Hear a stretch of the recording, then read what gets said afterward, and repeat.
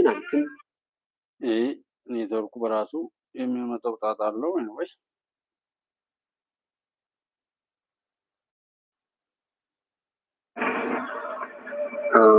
በሱዳን ታሪክ ለመጀመሪያ ጊዜ የሱዳኑ ፕሬዚደንት ከጥቂት ወራት በፊት ለሚዲያ በሰጡት መግለጫ ላይ በአባይ ጉዳይ ላይ ሁሉም አሸናፊ የሚሆንበት አማራጭ ሞልቷል። ስለዚህ ሁሉም አሸናፊ የሚሆንበት አማራጭ መሻት አለብን፣ ይህንንም እንደግፋለን ብለው ተናግረዋል። በቅርቡም የሱዳን የምክትል ሚኒስትር በዚህ ጉዳይ ላይ የሰጡት ተመሳሳይ አዎንታዊ መግለጫ አለ። ስለዚህ ከሱዳን የሚመጣ ስጋት አለ ብዬ አልወስድም። ጥያቄው ዞሮ ዞሮ ግብጽ ላይ ነው የሚያነጋግረው። ግብጽ እስከ ባለፈው ዓመት ድረስ የአሁኑ የግብጽ ለውጥ ምን አይነት ለውጥ ያስከትላል የሚለው ወደፊት የምናየው ነው። ከዛ በፊት የነበሩ መንግስታት በአጠቃላይ ይከተሉት የነበሩት ፖሊሲ ግን ግልጽ ነው። በአባይ ላይ ምንም አይነት ግድብ ኢትዮጵያ ውስጥ እንዲሰራ አይፈልጉም ነበር። ይህን ለማድረግ ኢትዮጵያ በአባይ ላይ ግድብ እንዳትሰራ የያዟቸው የተለያዩ ስትራቴጂዎች ነበሩ። ከመቶ ዓመታት በላይ የቀጠለ ነው። ግብጽ የእንግሊዝ ቅኝ ግዛት በነበረችበት ወቅት ነው የጀመረው ነገሩ። የእንግሊዝ የጨርቃጨርቅ ኢንዱስትሪ በግብጽ ጥጥ ላይ የተመሰረተ ነው የነበረው። የግብጽ ጥጥ በአስተማማኝ መልኩ ለማግኘት ሲባል እንግሊዝ ቅኝ ግዛቶቿን በሙሉ በአባይ ጉዳይ ላይ በአባይ ውሃ የግብጽ አስተዳዳሪ ሳይፈቅድ ግብጽን የሚያስተዳድረው የእንግሊዙ ኃላፊ ሳይፈቅድ ሌሎቻቸው በውሃ እንዳትጠቀሙ የሚል መመሪያ ነው የሰጧቸው በቅኝ ግዛት ጊዜ። አፄ ምኒልክ እና እንግሊዞች በድንበር ጉዳይ ላይ በሚሰማሙበትም ወቅት ተመሳሳይ ነገር ለመስራት ሞክረዋል። የተሳካላቸው አልነበረም። የተስማሙበት ነገር ቢኖር አፄ ምኒልክ የተስማሙበት ነገር ቢኖር የጣናን ወንዝ ፍሰት አላቆምም ብለው ፈርም ተብለው አላቆምም ብለው ፈርመዋል። የጣናን ወንዝ በሐይቅ ፍሰት ከእግዚአብሔር በስተቀር ሊያቆም የሚችል ሰው የለም። ስለዚህ አላቆመውም ብሎ መፈረማቸው ትርጉም የለውም። ሌሎቹ የአባይ ተፋሰስ ሀገሮች ግን በናይል ጉዳይ ላይ የግብጽ ፈቃድ ሳናገኝ አንጠቀምም የሚል በእንግሊዞች ጊዜ ጀምሮ የቆየ ፖሊሲ ነው። ግብጾች ላይ ቀጥለውበታል። ይህን የቅኝ ግዛት አስተሳሰብ ቀጥለውበታል። ኢትዮጵያ በአባይ ወንዝ ላይ እንዳትጠቀም ለማድረግ የሚያግድ ስምምነት ስለሌለ መሳሪያዎቻቸው ሶስት የተለያዩ ስትራቴጂዎችን ነበር የሚከተሉት። አንደኛው ስትራቴጂ ኢትዮጵያ በአባይ ላይ ግድብ ለመስራት የምትፈልገውን ብድር እና እርዳታ እንዳታገኝ ከኢትዮጵያ የተሻለ ጂኦፖለቲካዊ አቅም ስላላቸው ይህን አቅም በመጠቀም ማደናቀፍ። በዚሁ መሰረት ይህ ፖሊሲ ለብዙ ዓመታት ቀጥለዋል። በቅርቡ የተደረገውን ነገር ለማስታወስ ያህል ባለፈው ዓመት በወቅቱ የግብጽ የውጭ ጉዳይ ሚኒስትር የነበሩት አቡጌት ለኢትዮጵያ ብድርና እርዳታ ሊሰጡ ይችላሉ ብለው ለገመቷቸው መንግስታት ሁሉ ደብዳቤ ጽፈዋል። የዛሬ 8 ወር እንደዚህ አካባቢ ለሁሉም እርዳታ እንዳትሰጡ፣ ብድር እንዳትሰጡ፣ ከሰጣችሁ ከግብጽ ጋር መጣላት ይመጣል። ከግብጽ ጋር መጣላት ማለት ከአረቡ ዓለም ጋር መጣላት ማለት ነው። ስለዚህ በዚህ መልኩ ባታግዙ ይሻላል የሚል ደብዳቤ ጽፈዋል። ይህ አዲስ ነገር አይደለም፣ የቆየ ነው። ስለዚህ በብድር በእርዳታ አባይ ላይ ስራ እንዳንሰራ ማድረግ አንዱ መሰረታዊ ስትራቴጂያቸው ነው። ሁለተኛው ስትራቴጂውን የቆየው ኢትዮጵያን በእጅ አዙር ማተራመስ። ኢትዮጵያን በእጅ አዙር ማተራመስ ሁለት ጥቅሞች ይገኙበታል ተብሎ የተገመተው፣ አንደኛ በውስጥ ቀውስና ጦርነት የምትታመስ ሀገር እስከሆነች ድረስ በልማት ስራ ላይ ለመሳተፍ ጊዜውም አቅሙም አይኖራትም የሚል ግምት ተወስዶ ነው። ይሄ የቆየ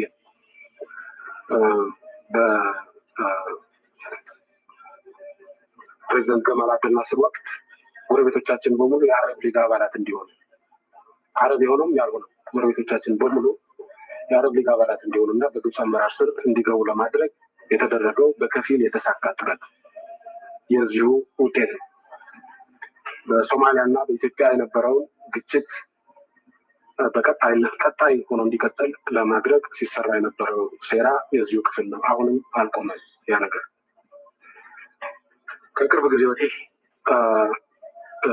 በነጭ ለባሽነት ለዚህ ስራ በነጭ ለባሽነት የተሰለፈው የኤርትራ መንግስት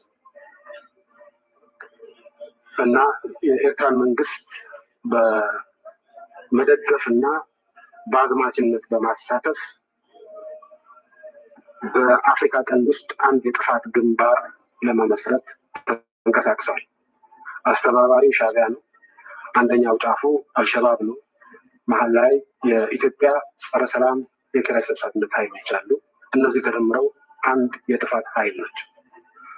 አንድ የትርምስ ኃይል ሆኖ ሲሰለፍ ከበስተጀርባው ደጋፊና አስተባባሪ፣ አንድ ደጋፊ ብቸኛ አይደለም፣ አንድ ደጋፊና አስተባባሪ አንደኛው በጊዜያዊነት ከጥቅም ውጭ ሆኗል።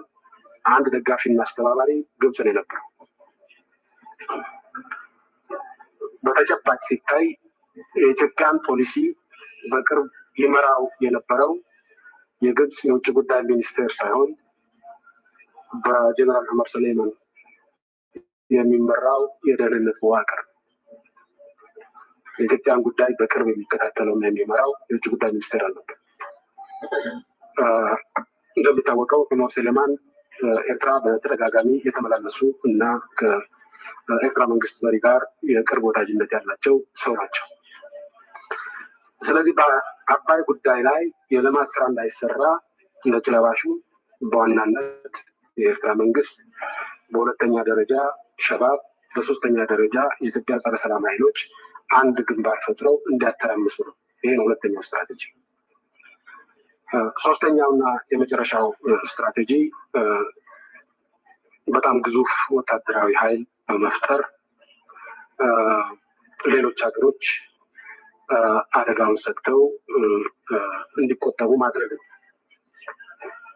በጠቅላላው የግብጽ ፖሊስና ወታደር ተደምሮ ወደ 6 ሚሊዮን አካባቢ ነው። ከዚህ ውስጥ በቋሚነት የተሰለፈው ወታደር ግማሽ ሚሊዮን ነው እና ይሄ የውስጥ አጀንዳም አለው፣ የውጭ አጀንዳም አለው። የውጭ አጀንዳ ሌሎች በስጋት እንዲያዩት ማድረግ ነው። እነዚህ ናቸው ሶስቱ ዋና ዋና የግብጽ ስትራቴጂዎች የነበሩት። በአሁኑ ሰዓት እነዚህ ስትራቴጂዎች እየተቀየሩ ነው ወይ የሚለው ጉዳይ መታየት ይኖርበታል። በእርግጠኝነት ተቀይረዋል ማለት አንችልም። ነገር ግን አንዳንድ አበረታች ምልክቶች እያየን ነው። ገና የበሰሉ ናቸው ማለት አይቻልም፣ ግን አንዳንድ አበረታች ምልክቶች እየታዩ ናቸው። ሰሞኑን በግብጽ ጋዜጦች የወጡ ነገሮች በምንከታተልበት ወቅት በጣም ብዙ ቆሻሻ ነገሮች ተብለዋል። የነበረውን ፖሊሲ የሚያስከትሉ ቆሻሻ ነገሮች ተብለዋል። ነገር ግን ደግሞ አንዳንድ ተስፋ ሰጪ ጥቂቶችም ቢሆኑ አንዳንድ ተስፋ ሰጪ ነገሮች ደግሞ ተብለዋል። ለምሳሌ አንድ ጋዜጣ አንባቢዎቹን ጠይቆ በጉዳዩ ላይ ያላቸውን አስተያየት ሲጠይቃቸው አብዛኛዎቹ በዚህ ጉዳይ ላይ ወደ ንትርክና ግጭት መግባት የለብንም፣ ተደራድረን ተስማምተን የሁላችንም ጥቅም የሚያስጠብቅ መፍትሄ መሻት አለብን የሚል አመለካከት እንዳላቸው አብዛኞቹ አንባቢዎቹ። አንዱ ጠላት ከሰራው ያለፉ ነገሮችን ወይም ጠላት እንዲመቸው አድርጎ ከሌሎች ነጥሎ በበዛ በመነጣጠል ለመምታት የሚያስችለውን ነገር በዛው በጥላቻ መኖር። ለምሳሌ ጀነራል ጻድቃን፣ ጌታቸው ረዳም ቢሆኑ አናምናቸው የሚል ኢትዮጵያዊ መፈጠሩ ጀስት ሰዎች ተጸጽተው እንኳን ቢመጡ ለማቀፍና ነገሩን ለመረዳት ሰው ዝግጁ ካልሆነ ለምን ይመጣሉ? እንዴት ይመጣሉ? በቻሉት አቅም እንዲያጠፉን በቻሉት አቅም ለማጥፋትና ለጥፋት ቢሄዱ ልክ ናቸው ማለት ነው። ምክንያቱም ሰዎች ተሳስታችኋል፣ ስለተሳሳታችሁ ተጸጸቱና ተመለሱ ነው። ሲመለሱ ነገሩን በእውነት ነው ተጸጽተው ነው ወይስ ሌላ እቅድ ይዘው ነው ብሎ ያንን ለመመርመርና ለመረዳት ማየት እንጂ አንዱ በእኛ ሀገር በምድራችን የተንሰራፋው ሸውራራ የጥላት ቁልፍ መጠቀሚያና የኛ ደግሞ ቁልፍ መጥፊያ የሆነው ነገር ቢኖር ባለስልጣናትን ከህዝብ መነጠል፣ የሆኑ ሰዎችን ተጠቃሚና ተጎጂ ብሎ ጥላት የተረከልንን ትርክ ተቀብሎ በዛ ሰዎችን ማግለል፣ ሰው ነግሮን ሰዎችን መጥላት፣ ሰው ነግሮን ሰዎችን መውደድ። የኛ ዋጋ ምንም ሰዎችን ለመከተልና በሰዎች ለዛ ነው እነ ፋሲል የሚያወሩት፣ ለዛ ነው እኮ ዛሬ እነ መሳይ የሚያወሩት፣ ለዛ እኮ ነው ሺህ ከሚሊዮን ጊዜ የዋሹ ሰዎች ዛሬም እየዋሹ የሚያደናብሩት ሰው የተፈጠረው። አሁን እዚህ ጋር የሚጠቅመውን ከሚጠቅመው እባብ ገዳይ ነው። አሁን ግን እባብ መርዙን የሚጠቀም ሰው ለምን መጣ? ኤሌክትሪክ ይገላል። ለምንድን ነው ከመግደሉ ባሻገር የሚጠቅመውን ነገር ሰው ሆን ብሎ ፈልጎ አመንጭቶ ካላመነጨው ብሎ ኤሌክትሪክ ያመነጫል? እንደዚህ ለምን? በሁሉም ነገር ላይ ለመጠቀም የሚያስችለንን አቅምና እውቀት ከመፍጠር ይልቅ እንዳለ መግፋት፣ አሁንም ማልቀስ፣ አሁንም ያጥላት የሆነ ጫፍ ላይ ስንደርስ የሆነ መፍትሄ ላይ ልንደርስ ስንል ያለፈው መከራ ሊያበቃ ነው ስንል ወደ ሌላ መከራ እየወሰደ የራሱ መጫወቻ አድርጎ የመሄድ አይነት ነገር አለ። አንድን ሰው የበለጠ ማግነን፣ ለምሳሌ አብይ አብይ አብይ አብይ በማለት የኢትዮጵያ አድራጊ ፈጣሪ አብይ ብቻ ማድረግ፣ ይህም አሁንም የጥላት ወጥመድ ነው። አብይ ራሱ ይሄን አይፈልገው። አብይ ሚሊዮኖች አብይ እንዲፈጠር ነው የሚፈልገው። አብይ የሚፈልገው ያንን ነው። ሚሊዮኖች አብይ ምንጊዜም ኢትዮጵያ ያንን ጠቃሚ ራዕይ ያለውን ልጇን እየተከተሉ የሚሄዱ ልጆች እንዲበዙ እንጂ በሆነ በአንድ ሰው የምትተነፍስ፣ በአንድ ሰው ፊርማ የምትሸጥ፣ በአንድ ሰው ፊርማ የምትቆም አድርጎ ማለት አሁንም ጥላት ማክረርና መክረር የሚባል ነገር አለ እና አሁንም ሰዎችን አንድ በተናገሩት እናውቃቸዋለን። ካወቅናቸው ለመጠቀም ሊያስችለን ይችላል።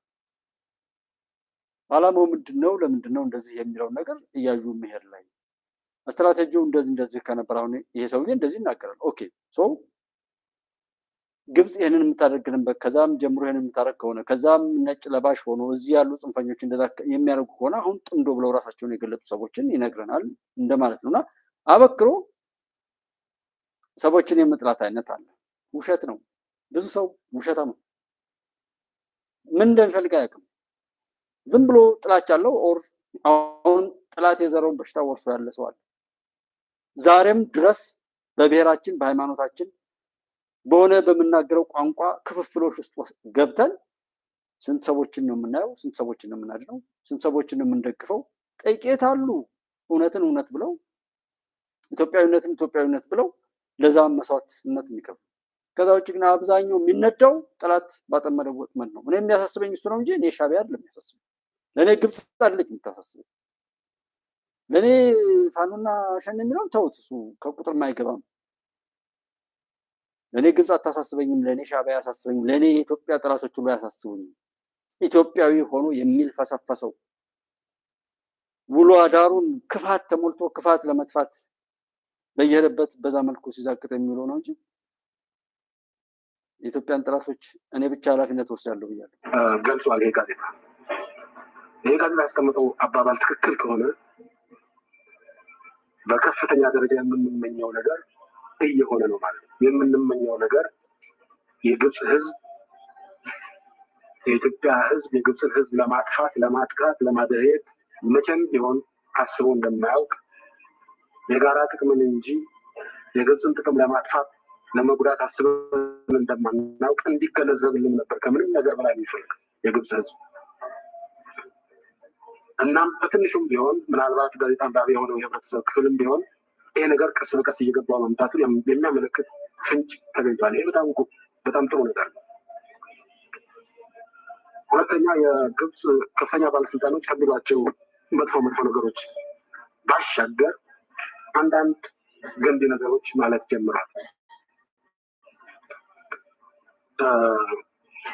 ግብፅ በልማቱ ላይ ለመሳተፍ እድል የሚሰጣት ከሆነ ይሄ ጥሩ ነገር ነው፣ ልናየው እንችላለን፣ ወዘተ ወዘተ የሚል አንዳንድ ቃላት። እነዚህ ቃላት በጣም ጥቂት ናቸው። ከነሱ በእጅጉ የበዙ በጣም ቆሻሻ ቃላት አለ። ነገር ግን ቆሻሻዎቹን አይደለም እኛ ቆሻሻዎቹን አይደለም ማተኮር ያለብን። ቆሻሻዎቹ ነባሮች ናቸው፣ በሂደት ሟች ናቸው። ማተኮር ያለብን አዳዲሶቹ አሁን በእንጭጩ ያሉ በትንሹ ያሉ እየተፈጠሩ ያሉትን ታዳጊዎቹን ታዳጊ ቃላት ላይ ነው ማተኮር ያለብን። ስለዚህ እንደነዚህ አይነት የተወሰኑ ታዳጊ ቃላት እያየን ነው። ይሄ በጎ ነው፣ እንዲበረታታ ማድረግ አለብን። ዋናው ትኩረታችን እዚህ ላይ መሆን አለበት። ዋናው ትኩረታችን የግብፅ ህዝብ የኢትዮጵያ ህዝብ ጠላቱ እንዳልሆነ እንዲገነዘብልን ማድረግ ነው። ከዛ ቀጥሎ የግብፅን መንግስት የጥፋት መንገድ ለማንም እንደማይጠቅም ተከባብሮ ተጠቃቅሞ መኖር እንደሚቻል እንዲገነዘብ ማድረግ ነው። ዋናው ስትራቴጂያችን ይሄ ነው።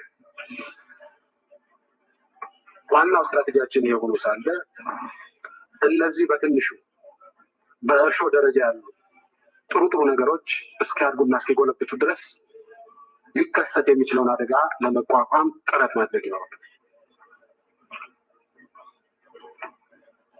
አንዱ የግብፅ ስትራቴጂ ያው ትልቅ ወታደር አስቀምጦ ማስፈራራት ነው።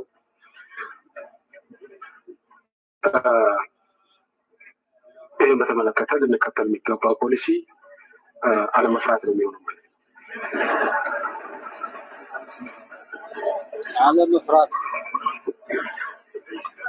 አለመፍራት ሲባል የቀረርቶ ጋጋታ ማስቀመጥ ማለት አይደለም። አለመፍራት ሲባል ማንቀላፋት ማለት አይደለም። አለመፍራት ሲባል በተጨባጭ በሀገራችን ላይ ሊቀጣ የሚችለው ወረራ ምን ያህል ነው ብሎ ሳይንሳዊ በሆነ መንገድ መፈተሽ ማለት ነው። ሳይንሳዊ በሆነ መንገድ ሲፈተሽ የግብፅ ወረራ አደጋ በኢትዮጵያ ላይ በጣም ትንሽ ዜሮ ነው ማለት አይቻልም። ነገር ግን በጣም ትንሽ። ስለዚህ በዚህ ምክንያት በጣም ትንሽ በሆነ አደጋ ምክንያት እንቅልፍ የምናጣበት ምክንያት ነው። ይሄ ማለት ግን ዜሮ ስላልሆነ ያቺ ትንሿን አደጋ ለመቋቋም ተጨማሪ የአቅማችንን ያህል ዝግጅት ማድረግ ያስፈልጋል። ይህን የምናደርገው ግብፅ ይወረናል ብለን ቡራ ከረዩ ለማለት አይደለም። አደጋው በጣም ትንሽ ነው። መፍትሄው በጣም ቀላል ነው። መፍትሄው ተደጋግፎ መኖር ነው።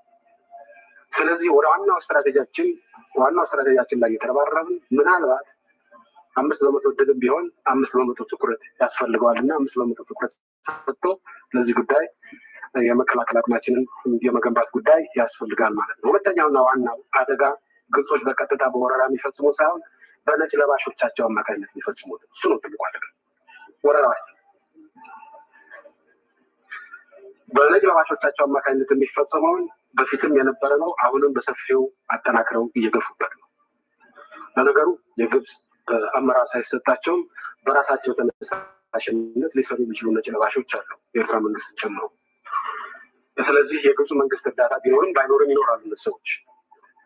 የግብፁ መንግስት ጉትጎታ ቢኖርም ባይኖርም ይኖራል። ስለዚህ እነዚህን ለመመከት የሚያስችለን አቅጣጫ መከተል ይኖርብናል።